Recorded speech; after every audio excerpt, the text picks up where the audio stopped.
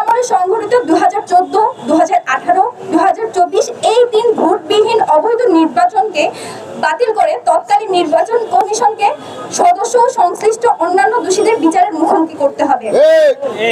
ফ্যাসিবাদী আমলের এমপি, মন্ত্রী ও দোষী আমলা সহ সকল রাষ্ট্রীয় কর্মচারীদের বিচারের আওতায় এনে তাদের অবৈধ পন্থায় উপার্জিত সকল সম্পদ জব্দ করে তা জুলাইয়ের শহীদ ও আহতদের কল্যাণে ব্যয় করতে হবে।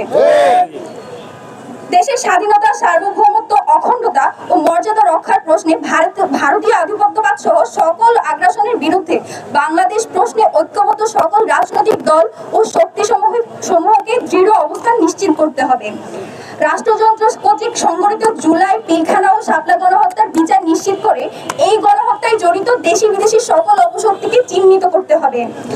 রাষ্ট্র কাঠামোর এমন মৌলিক সংস্কার করতে হবে যাতে আমাদের সাংস্কৃতিক সামাজিক পরিস্থিতিতে আর কোনোদিন কোনো ফর্মে পতিত ফেসিবাদ আর ফিরতে না পারে এবং ভবিষ্যতেও যেন আর স্বৈরতান্ত্রিক ক্ষমতা চর্চা করতে না পারে। ঐতিহাসিক 36 জুলাইকে আমাদের জাতীয় মুক্তি দিবস ঘোষণা করতে হবে। এই সনদে ঐতিহাসিক জুলাই অভ্যুত্থানের স্পিরিটের নিরিখে বৈষম্য বিরোধী ইনসাফ ভিত্তিক কল্যাণ রাষ্ট্র বিনির্মাণের সুস্পষ্ট রূপরেখা প্রণয়ন করতে হবে।